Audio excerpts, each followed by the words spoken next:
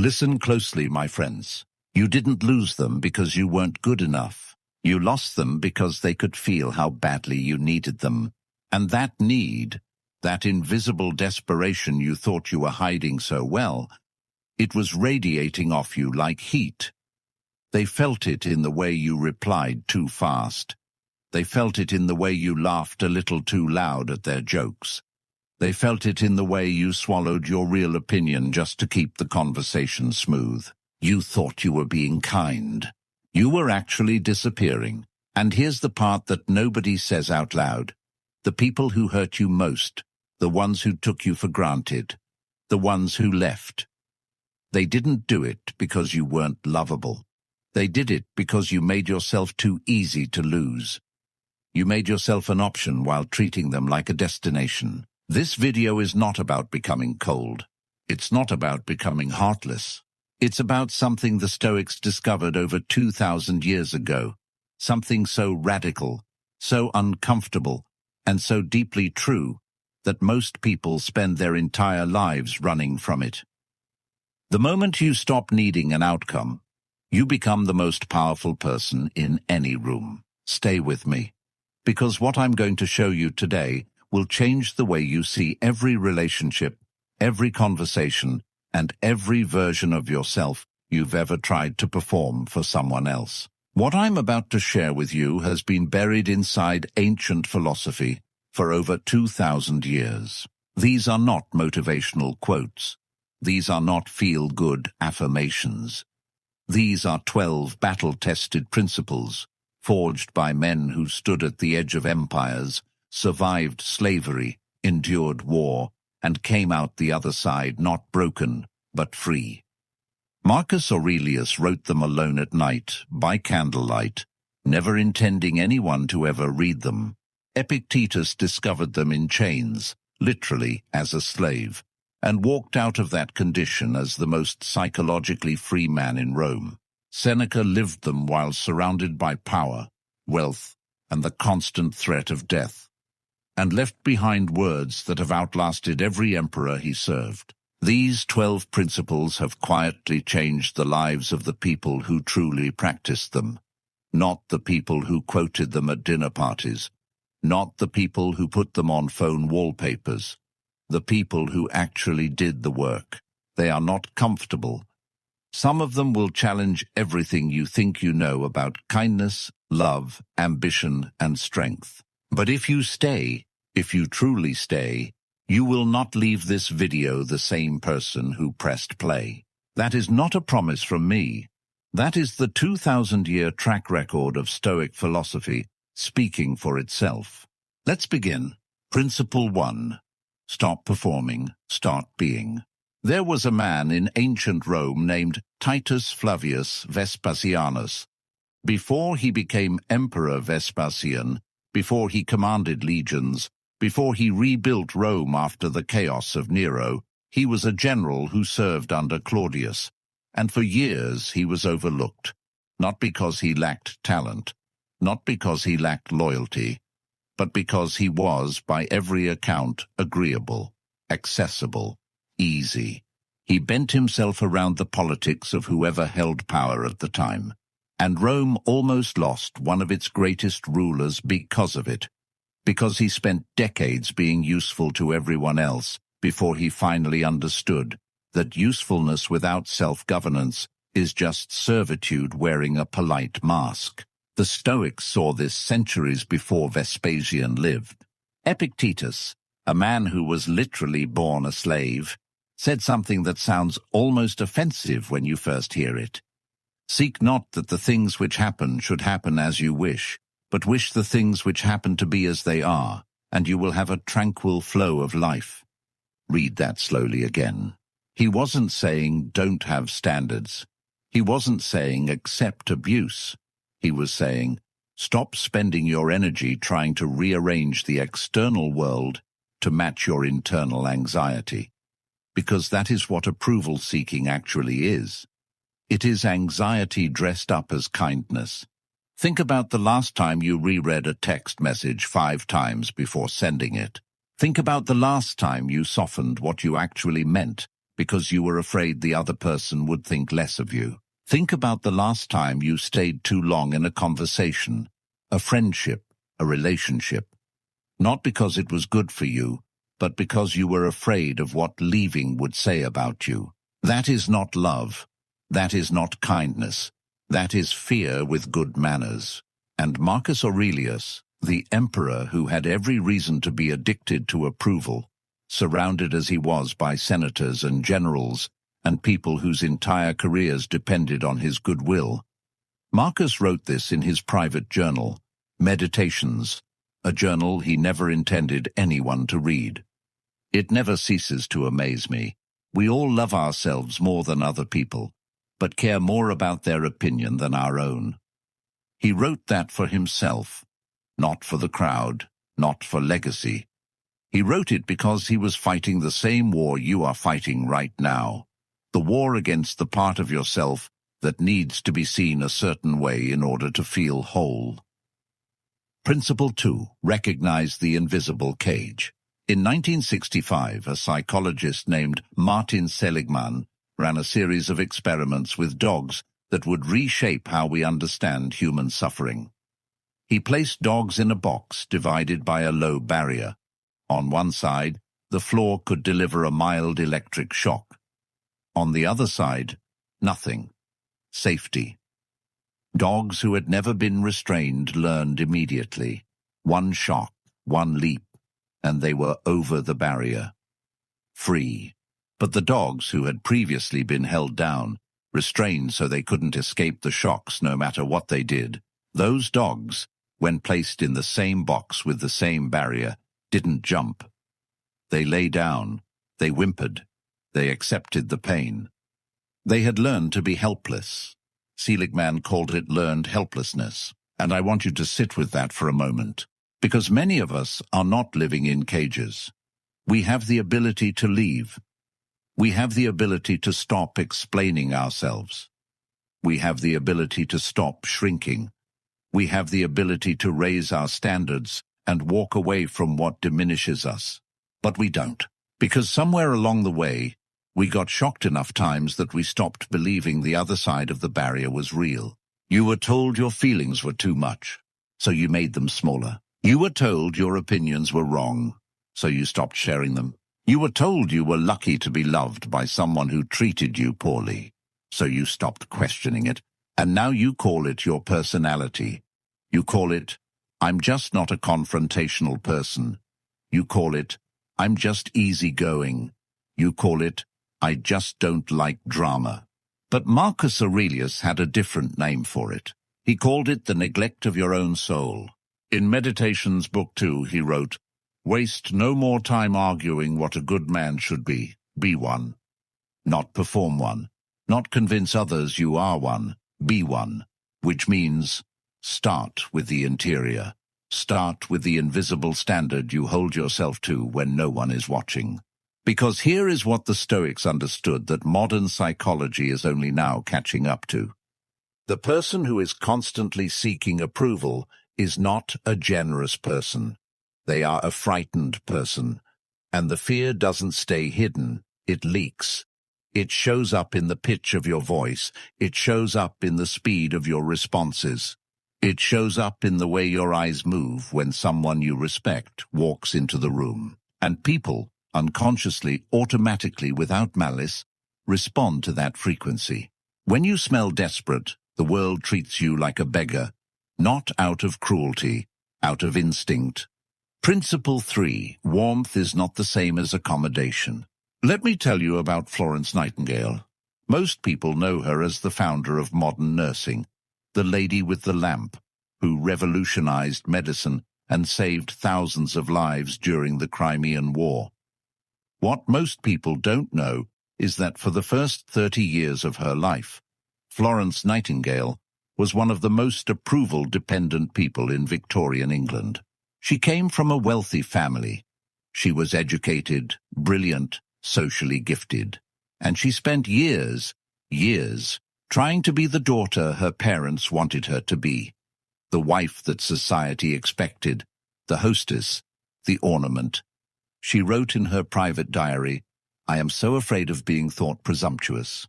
Afraid of being thought presumptuous. This woman who would go on to reform the British military's medical infrastructure from the inside.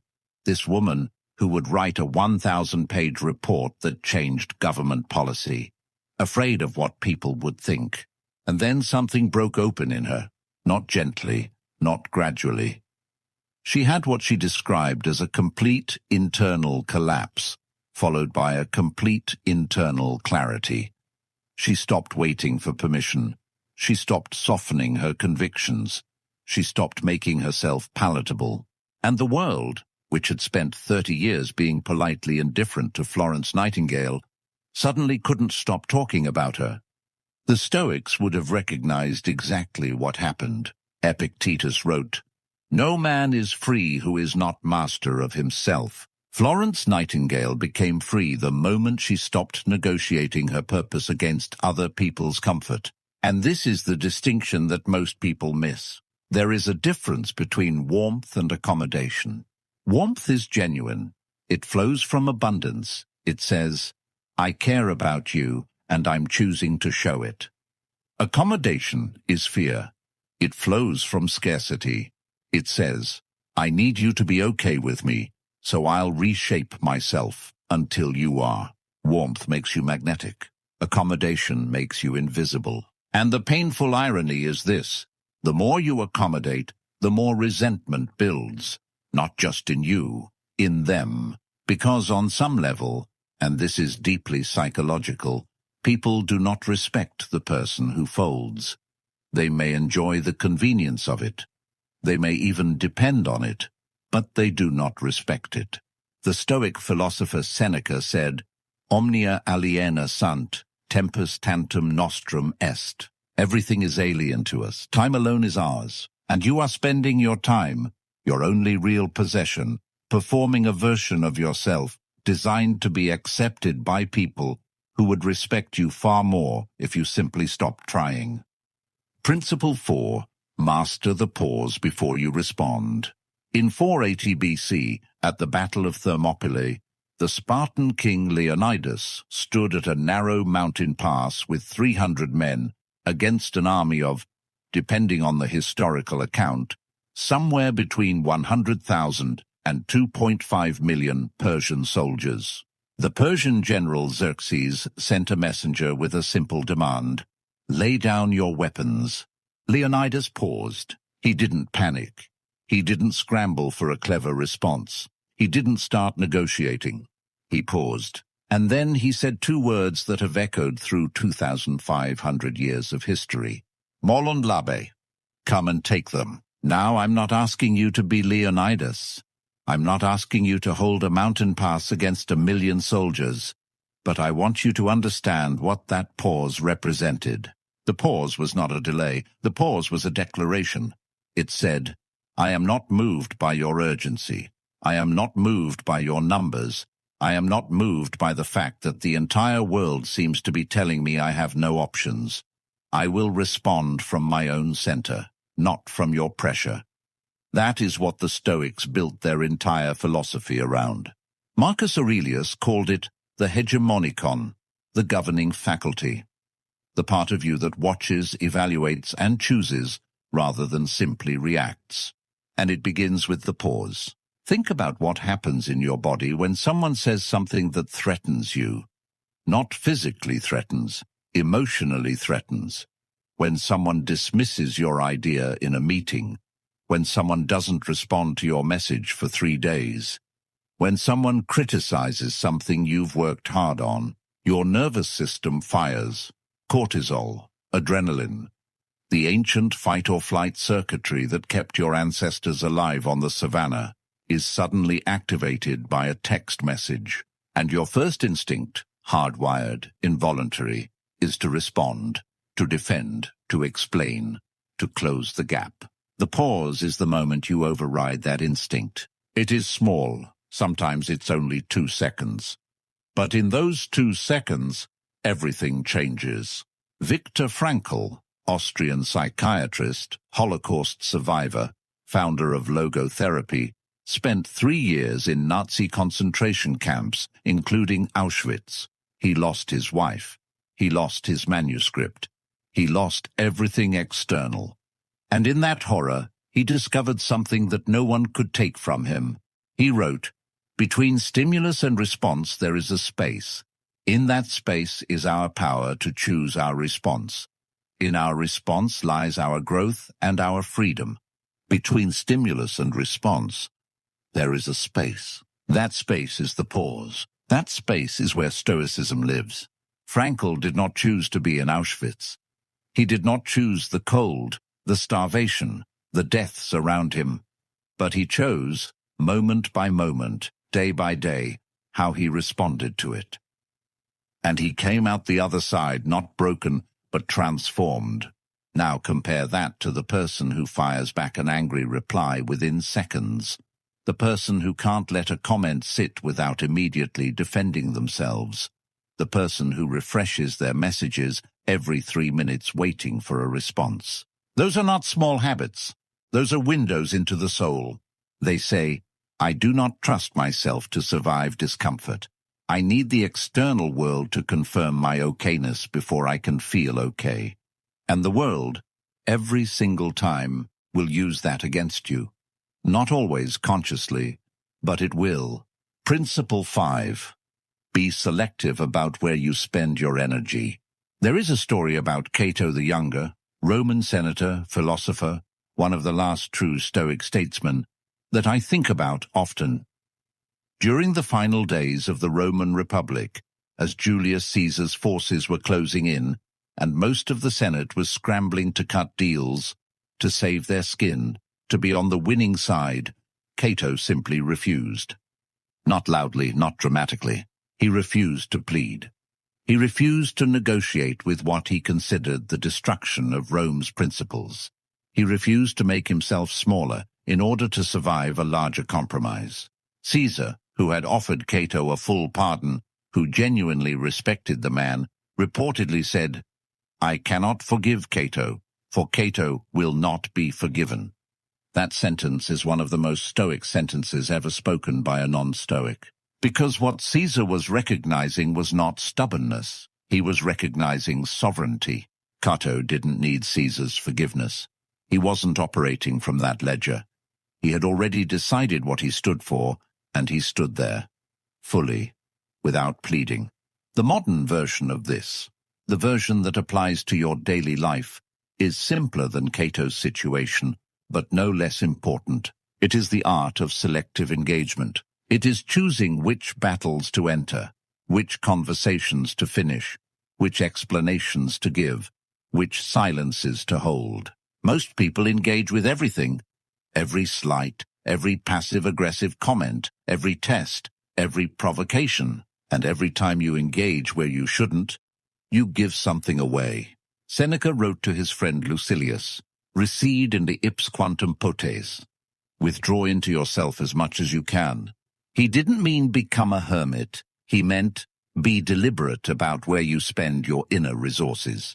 The Stoics were obsessed with economy of attention. They understood, centuries before neuroscience confirmed it, that your attention is a finite resource. Every reaction costs you something. Every unnecessary defense depletes you. When someone tries to provoke you and you don't respond, not because you're passive, but because you've decided they haven't earned a reaction, something happens to the dynamic. They expected a response. They built their move around your predictable reaction. And when the reaction doesn't come, they are left holding their own energy with nowhere to put it. Silence in this context is not weakness. Silence is the most expensive gift you can refuse to give. Principle 6. Release the need to be understood. Here is something that will either deeply comfort you or deeply unsettle you, depending on where you are right now. You will never fully be understood by another human being. Not your partner, not your closest friend, not your parent who has known you since before you could speak. Because every person you know is filtering you through the lens of their own experiences, their own wounds, their own needs, their own story. When they judge you, they are partly judging themselves. When they misread you, they are reading themselves into you. When they dismiss you, they are protecting something in themselves from what you represent. This is not cynicism. This is Marcus Aurelius. In Meditations, Book 4, he wrote, "Never esteem anything as of advantage to you that will make you break your word or lose your self-respect." He was writing to himself, in the middle of running the most powerful empire in the world, surrounded by people who praised him, feared him, needed him, and constantly sought to use him. And his private note to himself was, "Do not let the way they see you determine how you see yourself." The philosopher Epictetus went further. He said the desire to be understood is itself a form of weakness, not because connection doesn't matter, but because making your inner peace conditional on someone else's comprehension is a prison. If you want to improve, be content to be thought foolish and stupid with regard to external things. Be content to be misunderstood. Let that land, not because you are careless, not because connection doesn't matter, but because chasing understanding from every person in every room is like trying to fill a bathtub with the drain open. You will exhaust yourself and never feel full.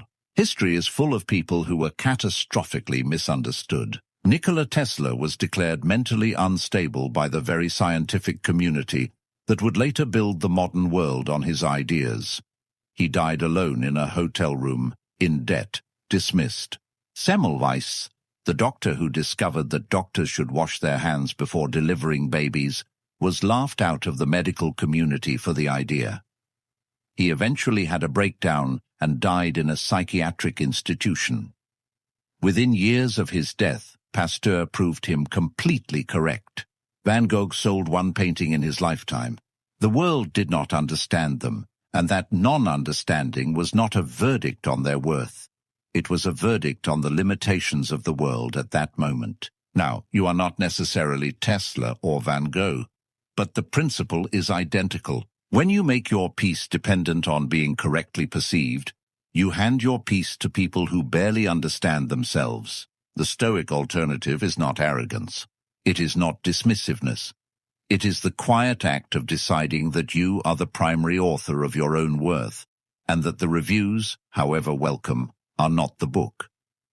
Principle 7. Love without losing yourself. People hear the word detachment, and they imagine a man standing in an empty room with a blank face, feeling nothing, connecting with no one. That is not Stoic detachment. That is dissociation. That is avoidance. That is a different kind of wound. Marcus Aurelius loved deeply. He grieved when his children died, and many of them did. He wrote about love and friendship with more tenderness than most modern writers manage. He mourned his teacher Fronto with what can only be described as genuine heartbreak, but he did not collapse. Because he understood the distinction that the Stoics built their entire psychology around. Preference versus attachment. You can deeply prefer something, a relationship, an outcome, a person's presence in your life, while not being attached to it. Not in the sense that you don't care, but in the sense that your fundamental stability, your inner ground, does not depend on it continuing. Epictetus used a metaphor that is so simple it almost sounds too simple. Never say about anything, "I have lost it, but I have returned it."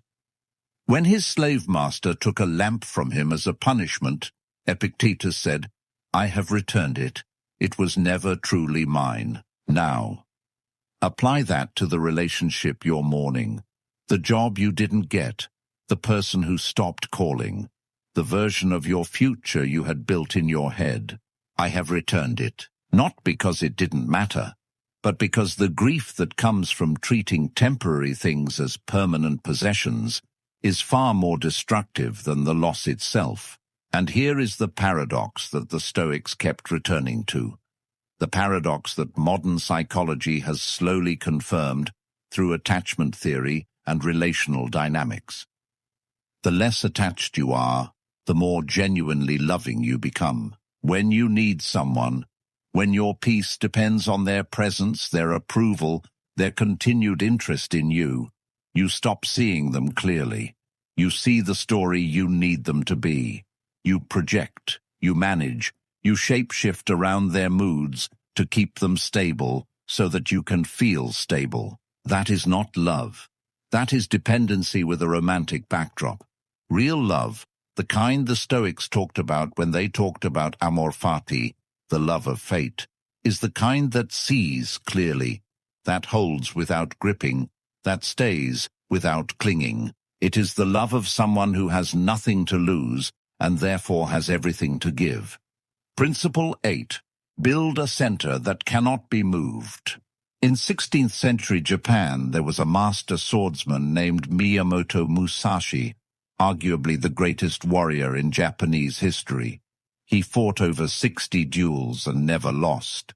He developed a philosophy of combat that was entirely Stoic in its structure, though he had never read Epictetus. He called it hey-ho, the way of strategy. And one of his central principles was this: the moment you need to win, you've already created the conditions for your defeat, because the need to win tightens your body. It narrows your vision.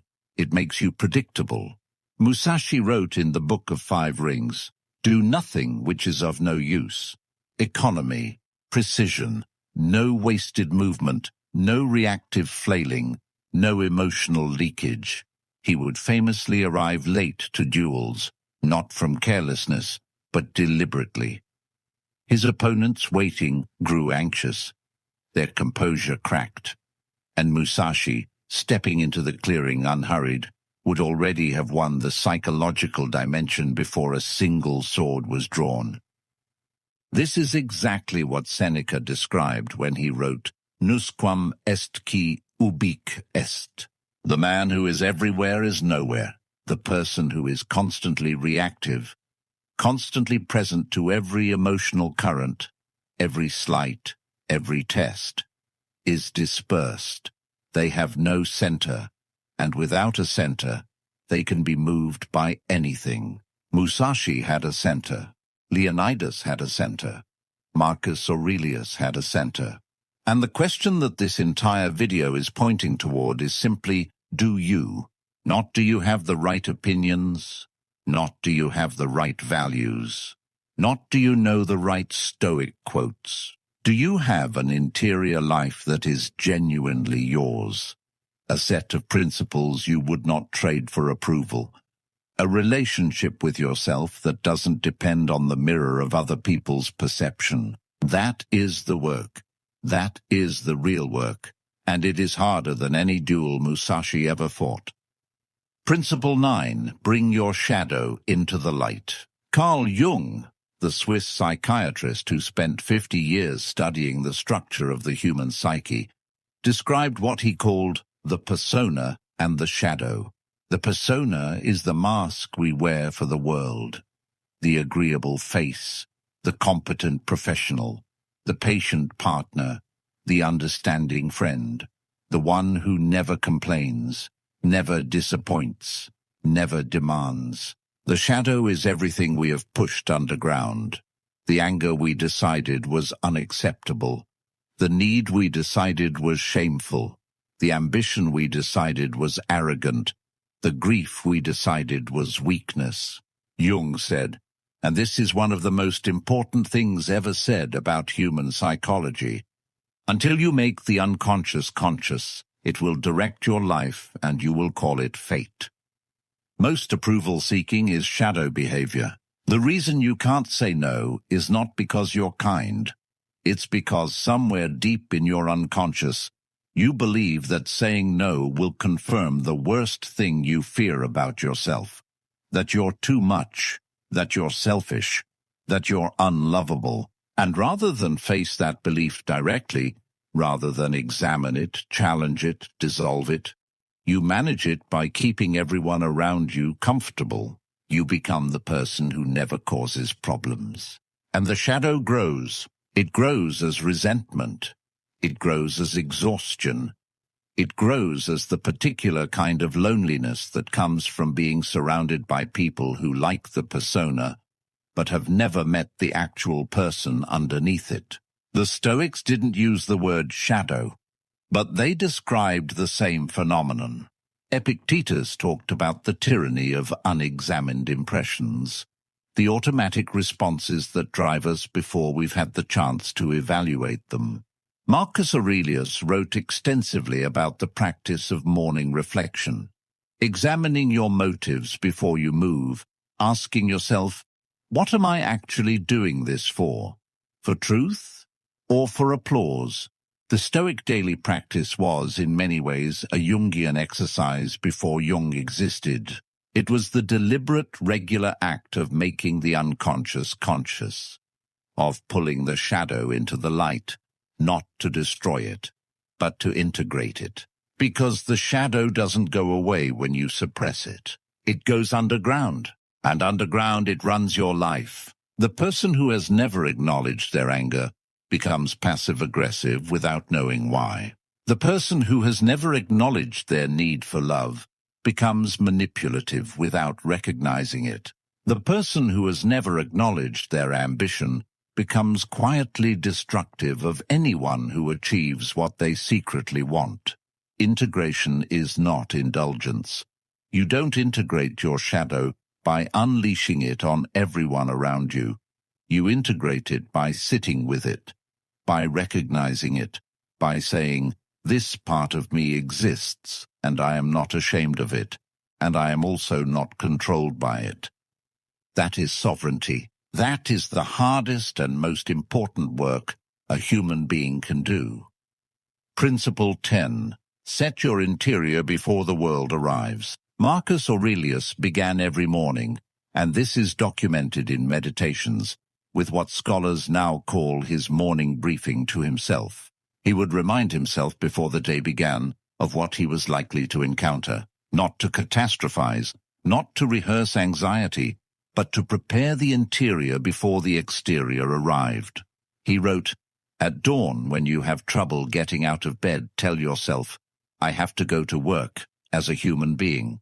What do I have to complain of if I'm going to do what I was born for, the things I was brought into the world to do?" What strikes me about this is not the productivity angle that modern self-help would grab. What strikes me is the phrase, what I was born for. Not what will make my boss happy. Not what will make my partner stop worrying. Not what will make my followers grow. What I was born for. He was anchoring his day to an interior compass.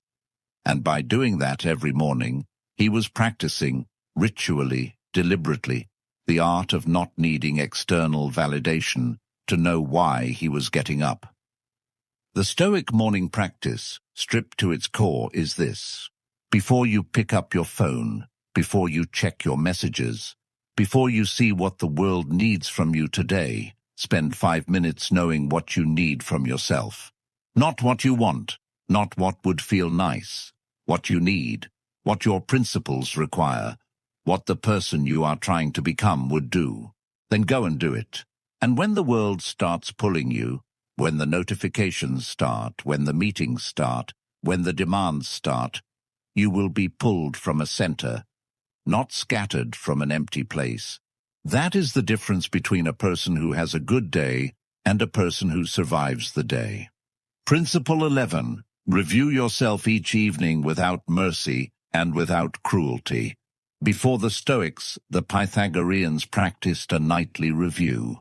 Seneca, who was deeply influenced by both traditions, described it this way. When the light has been removed and my wife has fallen silent, aware of the habit that's now mine, I examine my entire day and go back over what I've done and said, hiding nothing from myself, passing nothing by. He asked himself 3 questions. What fault did I correct today? What weakness did I resist today? Where am I still not myself? Not. Did I achieve enough? Not.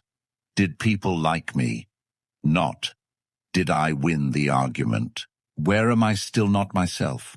That question is devastating in the best possible way, because it assumes, radically, uncomfortably, that there is a self to return to. Not a self that needs to be constructed through achievement, not a self that emerges once enough people validate you. A self that already exists, waiting for you to inhabit it fully. The evening review is not self-punishment. Seneca was very clear on this. He said, "I do not torment myself, for I come not as a judge, but as a witness."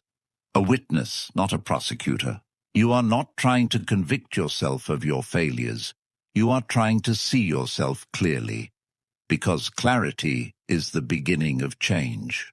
And this practice, done daily, done honestly, builds something over time that no external achievement can build. It builds the ability to be alone with yourself without needing to escape. Most people cannot sit alone in silence for 5 minutes without reaching for their phone, because the silence confronts them with themselves, and the self they find there, the one shaped by unexamined fears, inherited opinions, unconscious patterns, is uncomfortable to meet.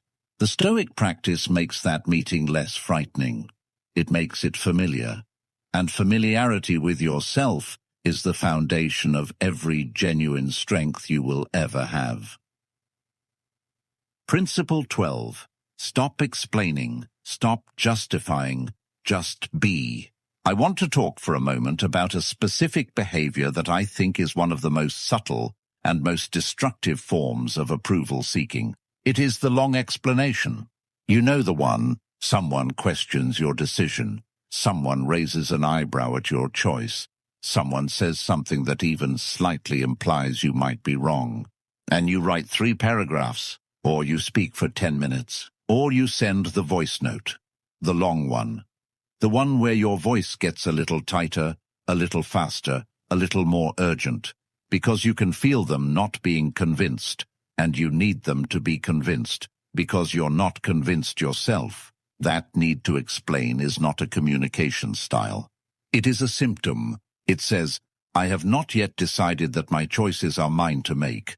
I am still seeking a jury, and I will not rest until I get a verdict in my favor. The Stoics were ruthless about this. Cato the Younger was known for being almost impossible to argue with, not because he was aggressive, but because he simply didn't enter the argument. He stated his position once, clearly, and then he was done. If you disagreed, that was your right. He wasn't there to convince you. Epictetus said, if anyone tells you that a certain person speaks ill of you, do not make excuses about what is said of you, but answer, he was ignorant of my other faults, else he would not have mentioned these alone. That is not sarcasm. That is complete indifference to the verdict of people who haven't earned the right to deliver one. The person who has mastered this doesn't say nothing out of insecurity. They say less out of sufficiency.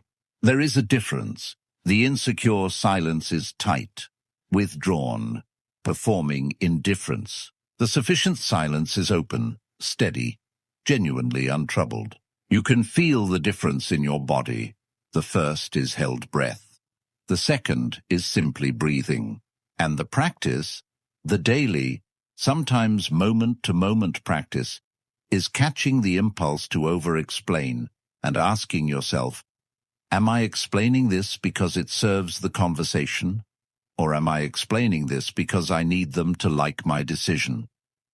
If it's the latter, stop. Say what you have to say in one sentence. Then be quiet. Let it land. And trust, actually trust, that your choice doesn't need defending.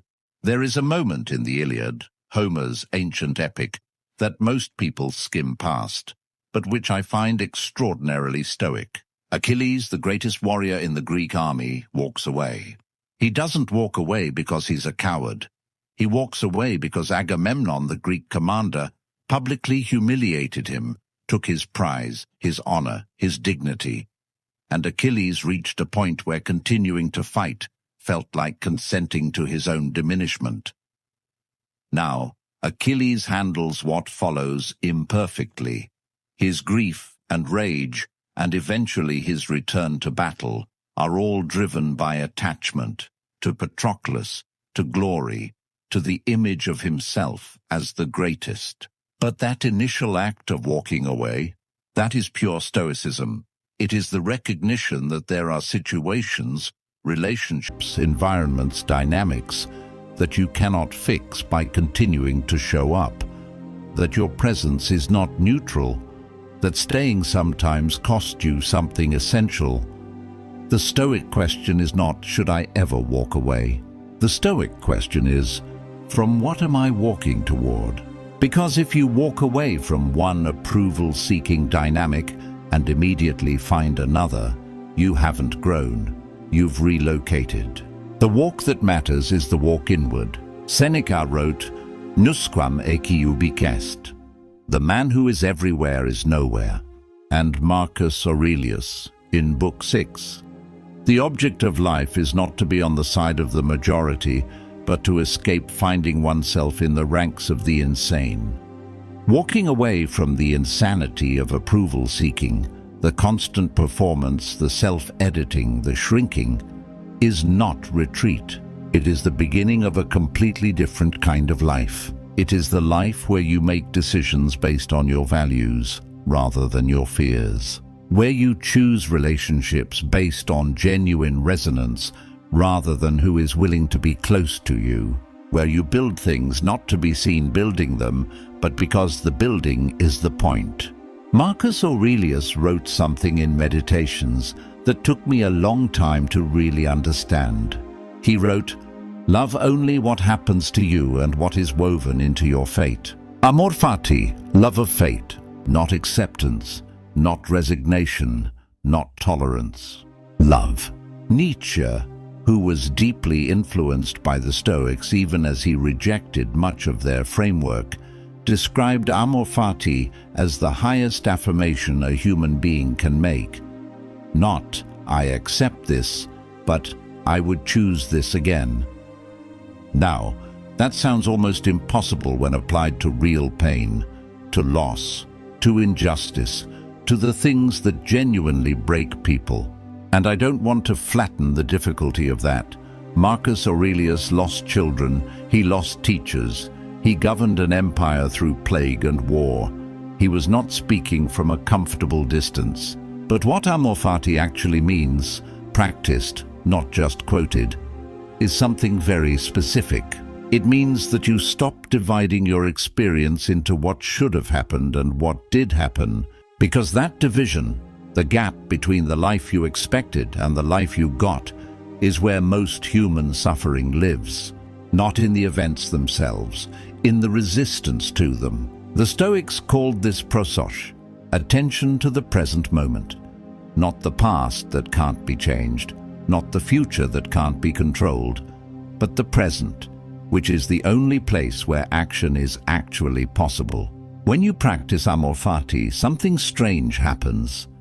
You stop being a victim, not because bad things stop happening to you, but because you stop experiencing everything that happens as being done to you. Things happen, life unfolds, and you, with your trained attention, your practiced pause, your interior compass, respond, not react, respond.